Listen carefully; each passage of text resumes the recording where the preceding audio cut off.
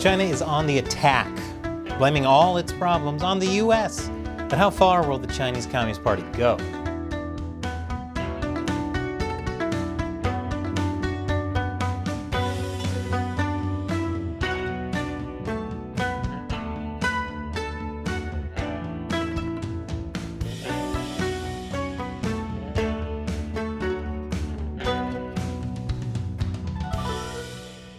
Welcome to China Uncensored. I'm Chris Chappell. Before we start, I have an important announcement. I have to issue a correction.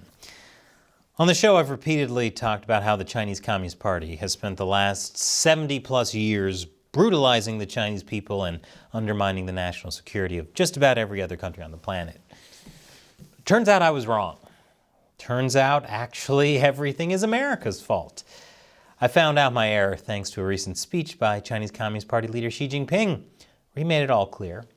All of China's problems are America's fault. Now, for the most part, Xi has kept his public speeches a little more measured and vague when talking about the U.S. Certain countries are doing this. Some countries have a Cold War mentality. One North American country with a red, white, and blue flag is a fugly hegemony. I know, I can't believe they threw so much vague shade at Cuba. But at a recent meeting in Beijing, Xi Jinping got a lot more aggressive. He said Western countries, led by the U.S., have implemented all-round containment, encirclement, and suppression against us, bringing unprecedentedly severe challenges to our country's development. Notice he used the word containment. That's big Cold War-era rhetoric right there. Containment was used during the Cold War to stop the spread of communism.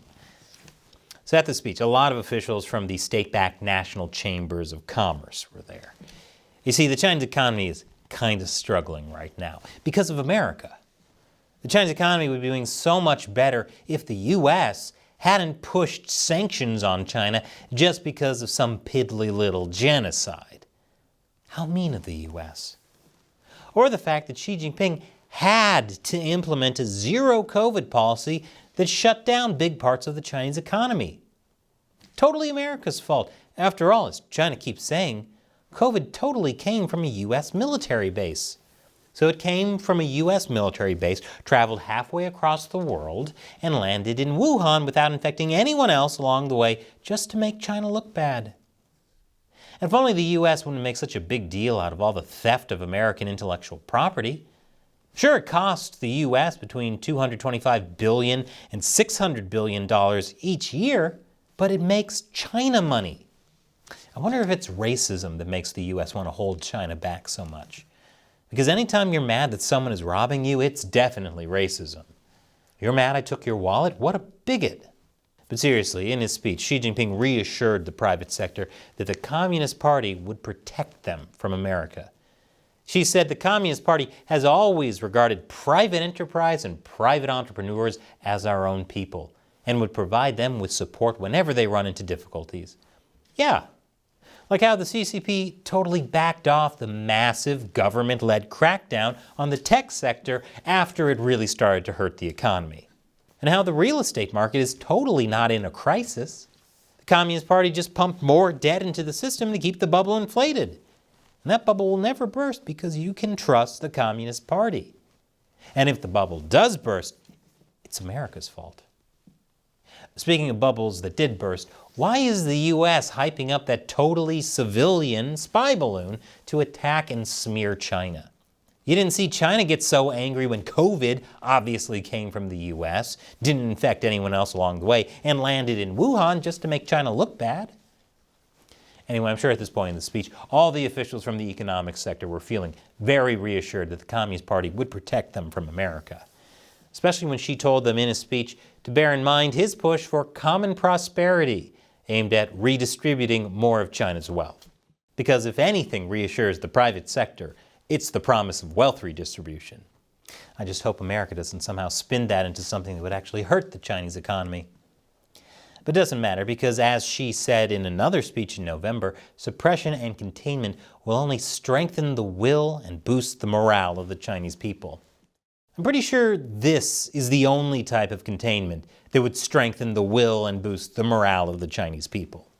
Because that speech was around the same time these Chinese people were saying CCP step down, Xi Jinping step down.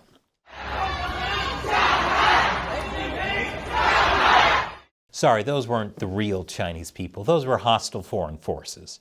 Because real Chinese people would never speak ill of Xi Jinping. Probably because they're too afraid of getting tortured to death. But this new propaganda line Xi and the rest of the Communist Party is taking is actually quite dangerous. As a non-resident fellow at the Atlantic Council said, for Xi it's either take the blame or shift it. And how far will Xi be willing to go to shift the blame? Well, in October he said external attempts to suppress and contain China may escalate at any time. Why can't the CCP just commit genocide, spy, steal intellectual property, create a worldwide pandemic, and threaten to conquer Taiwan without other countries looking at you, America, getting all upset over it? And if you go by what China's new foreign minister, Qin Gang, also said in a speech this week, things could get messy. I'll tell you more after the break. Welcome back.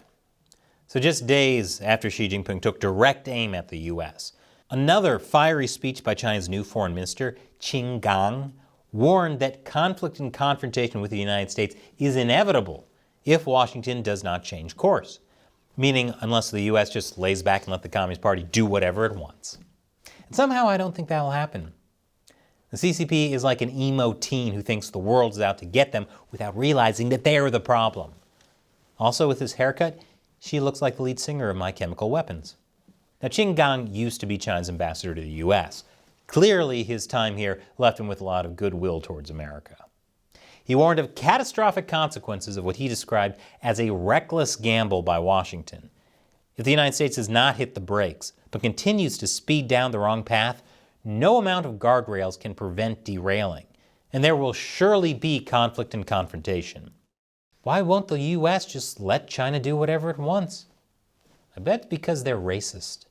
And there were some very specific red lines that Qin was telling America not to cross, like Taiwan, which is actually not a very specific red line. What does that mean? Recognizing Taiwan as an independent country? Or selling weapons to Taiwan? The U.S. has been doing that for years. In fact, Qin Gang said, why does the U.S. talk up respecting sovereignty and territorial integrity on the Ukraine issue, but does not respect China's sovereignty and territorial integrity on the issue of Taiwan? Why does the U.S. ask China not to provide weapons to Russia while it keeps selling arms to Taiwan? Wow. Okay, well, there is a slight difference. One is an independent country at risk of being invaded by an authoritarian regime. The other is an authoritarian regime currently invading an independent country. I feel like Qin is this close to having a "are we the baddies" moment. Also, is he saying China is going to sell weapons to Russia? That's something Secretary of State Blinken warned about. And it would be a pretty big step towards World War III. Look, I know China's economy is in the toilet right now, but would Xi actually prefer World War III to having to face the consequences of his own bungled policies? You know what? I don't think I want to know the answer to that. But Qin is doubling down on Sino-Russia ties. He said, the more unstable the world becomes, the more imperative it is for China and Russia to steadily advance relations. And those relations are what's making the world so unstable. Vicious cycle. That's like saying, the more upset you are about gaining weight, the more funnel cake you need to eat. And Qin finished off with another use of Cold War containment rhetoric. Containment and suppression will not make America great. Is that a swipe at Trump? Dude hasn't been in office for years now. Forget him. Which CNN apparently did when it wrote, China has become increasingly authoritarian and Washington has pushed back under the Biden administration. I feel like they're forgetting something. That's the only thing CNN doesn't blame Trump for. Oh well. So what do you think? Are we edging closer to World War III? Or is the Chinese Communist Party just terrified the U.S. is finally pushing back?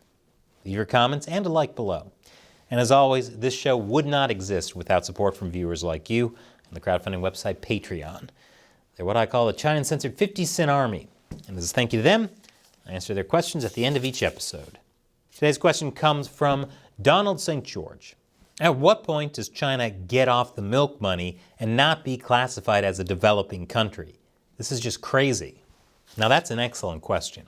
Yes, China is still considered a developing nation, despite being the second largest economy on the planet. That allows the Communist Party to claim a bunch of benefits that give it an unfair advantage.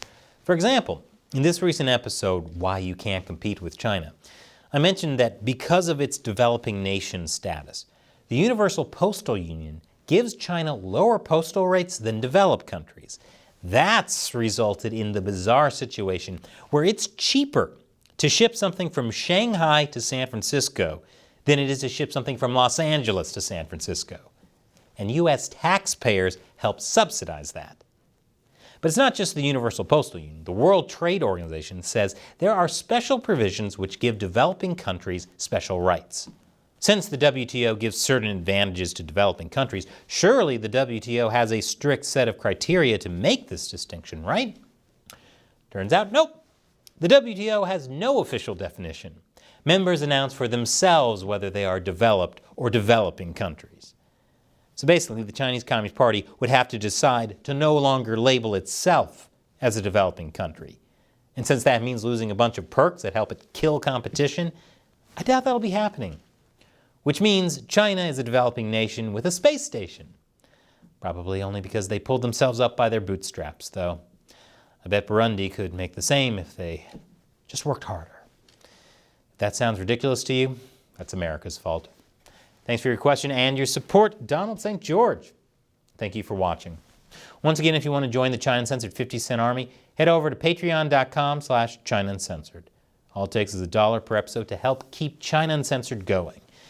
If you want to support the show but can't afford $1 an episode, you can also set a monthly limit. Once again, I'm Chris Chappell. See you next time.